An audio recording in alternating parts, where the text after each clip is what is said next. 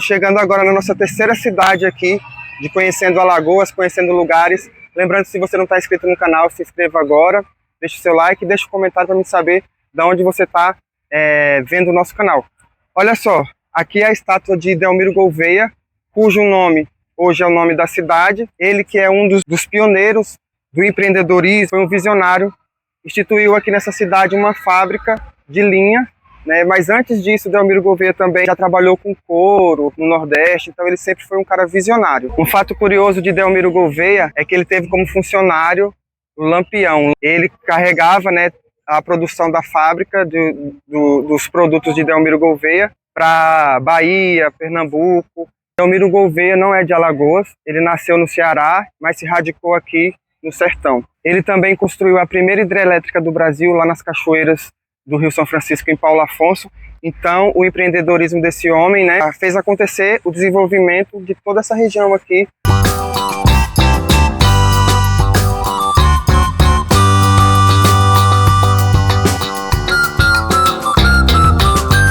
Agora eu estou aqui em frente à fábrica de linha que Delmiro Gouveia fundou aqui na cidade. Antiga Fábrica da Pedra. A imponência, o tamanho dela impressiona, né? Tendo em vista que naquele tempo as coisas eram mais difíceis.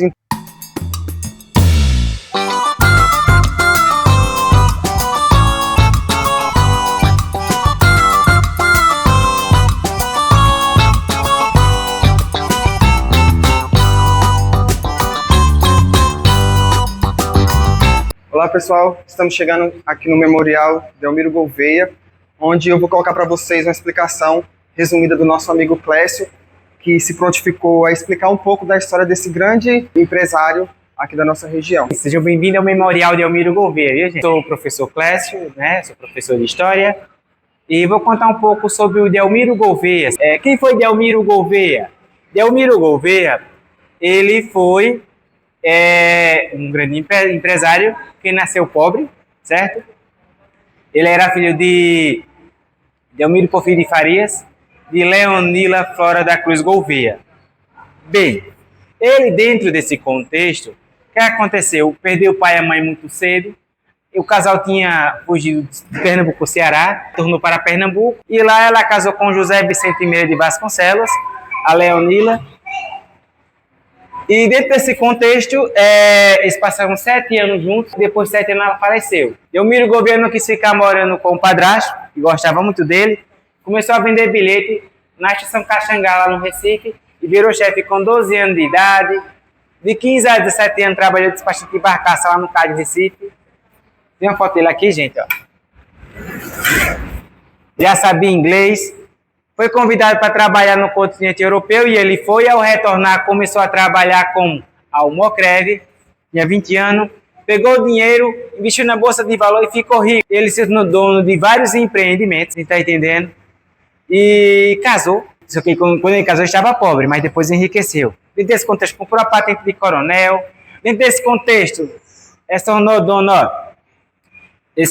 da usina Itacaruna, também chamada de usina Beltrão, que a primeira usina de cana-de-açúcar do Brasil, foi que transformou essa usina.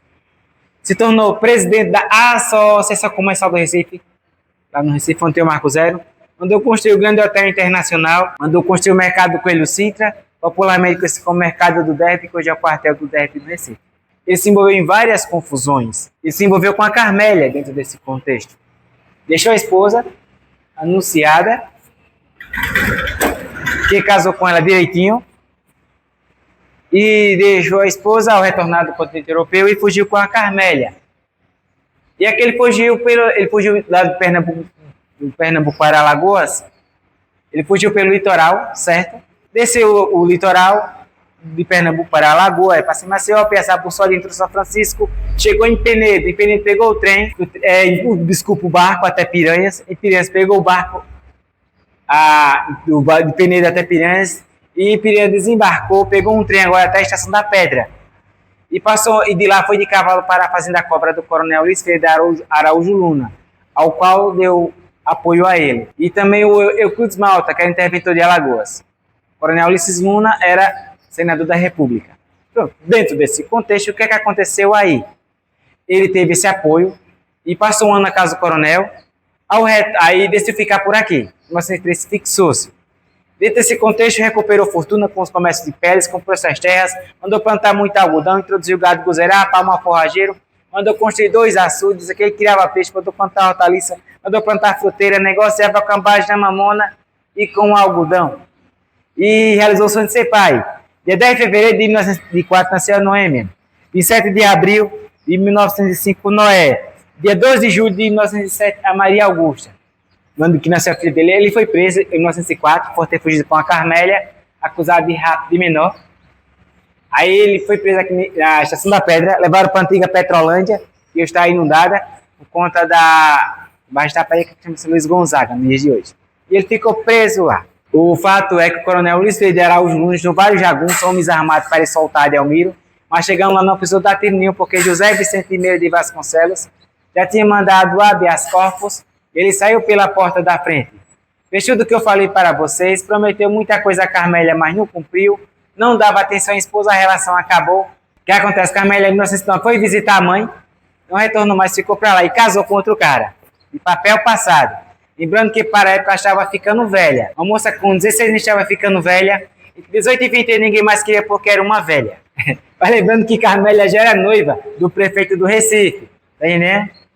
E o fato é que ele fugiu para cá e teve os filhos. Carmélia voltou para Pernambuco, casou com outro cara de papel passado e ficou para lá, tocou a vida dela. Delmiro tocou a vida dele. Em 12 inaugurou a Vila da Pedra, cresceu e prosperou. E hoje está Delmiro Gouveia, emancipou-se dia 14 de fevereiro de 1954, né, com o nome está Delmiro Gouveia. Esse ano tem 71 anos.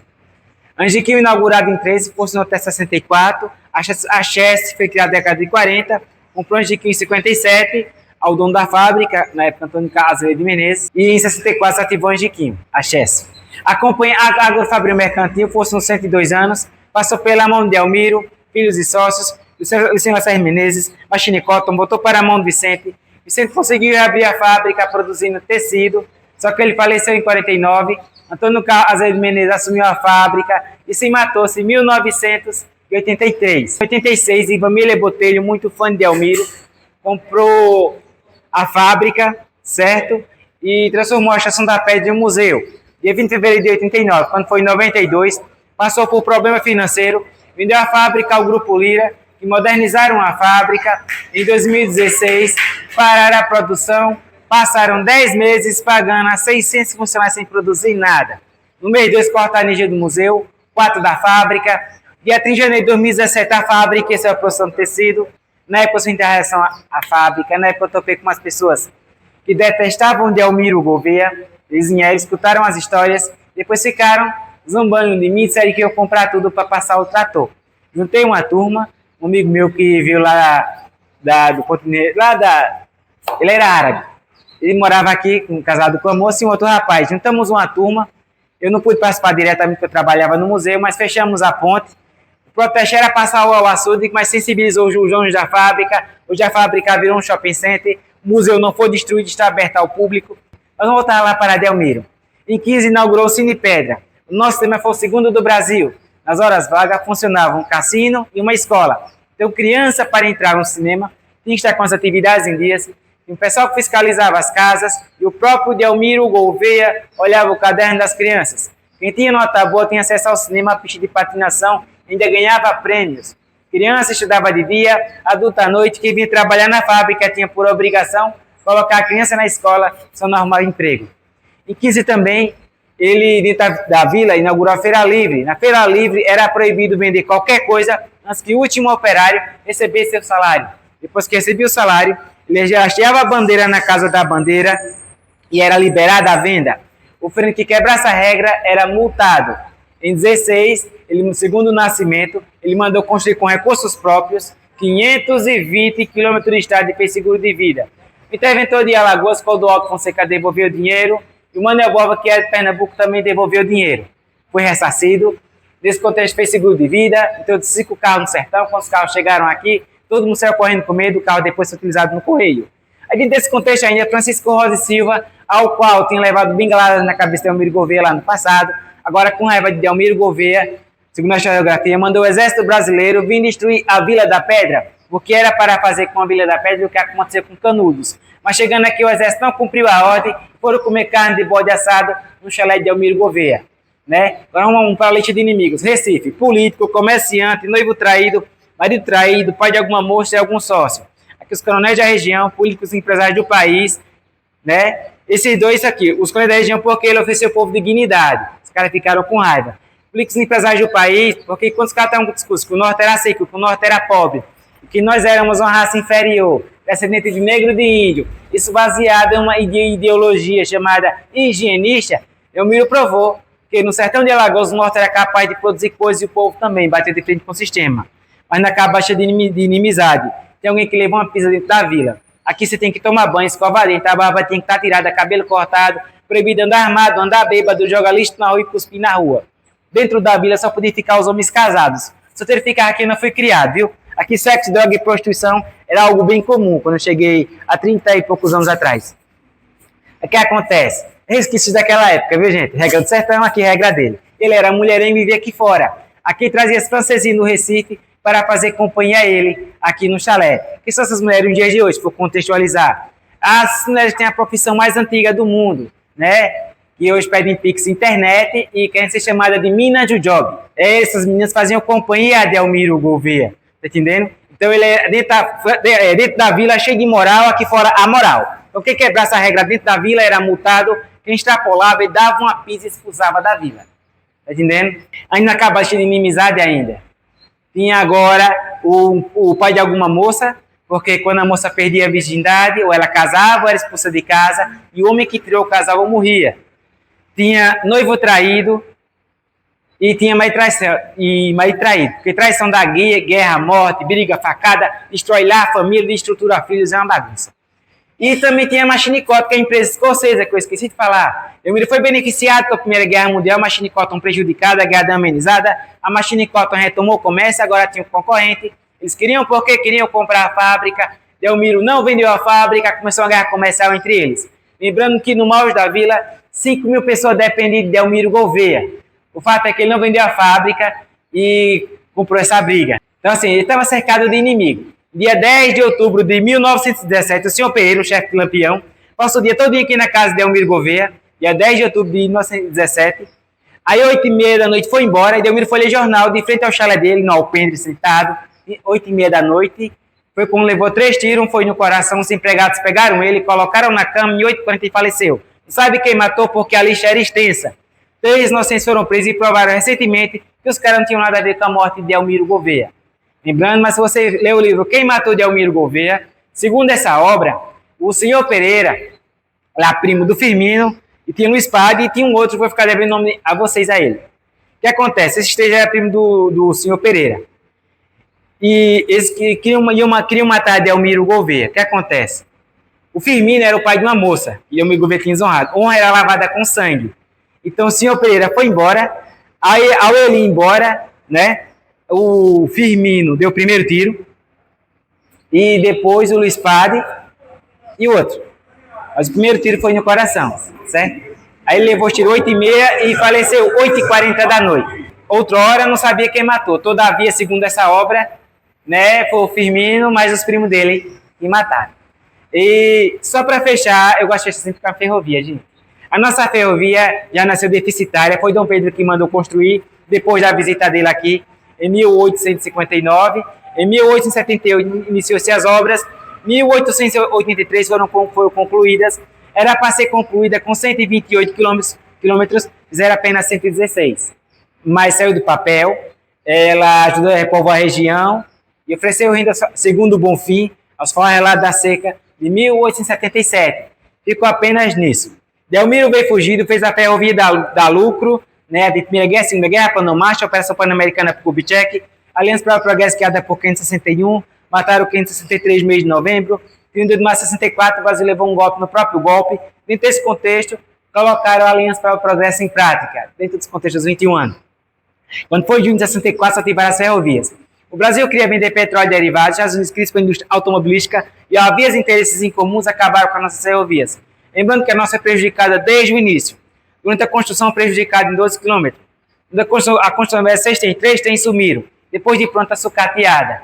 O que eu quero afirmar com isso? Que o governo, quando ele quer acabar com uma estatal, ele quebra, sucateia, ele ferra, ele lasca a empresa, ele acaba com todos os pontos que a empresa se mantém sozinha. É um momento que um político da cara lisa, que apareceu bastante, né, em eleições passadas, que acontece afirmando que estatais não dão lucro.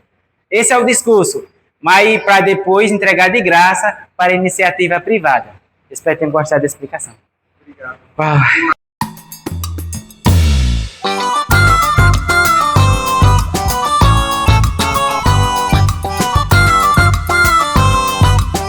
Visita aqui no memorial, com essa canetinha aqui, muito chique.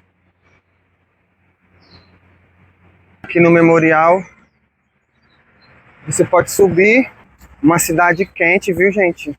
Parecendo um forno. O sertão tem a hospitalidade, mas é quente. Agora eu vou fazer uma entrevista exclusiva com o Delmiro Gouveia. Ele estava me esperando aqui já. Opa, Delmiro. Tudo bem? Licença. Senhor Delmiro, o senhor poderia me dar umas dicas de como empreender, de como ser um empresário de sucesso? Porque pelo que eu vi, o senhor investiu em um monte de coisa. Fábrica, até energia o senhor vendeu? Delmiro, a gente tá precisando de umas aulas, né? Aqui dá para você ter uma vista da cidade, lá a fábrica, né? O shopping. E lá embaixo tá o portal da cidade. Lá. Não sei se a gente vai lá, porque já tá escuro. Não sei se eu consigo captar para vocês muita coisa. E essa foi a nossa visita à cidade de Delmiro Gouveia, encerrando da melhor forma ao lado aqui do coronel, do senhor Delmiro Gouveia, a qual a cidade tem por nome de Delmiro Gouveia. Se você não está inscrito no nosso canal, inscreva-se, deixe seu like, deixe seu comentário e vamos conhecer mais cidades aqui do estado de Alagoas.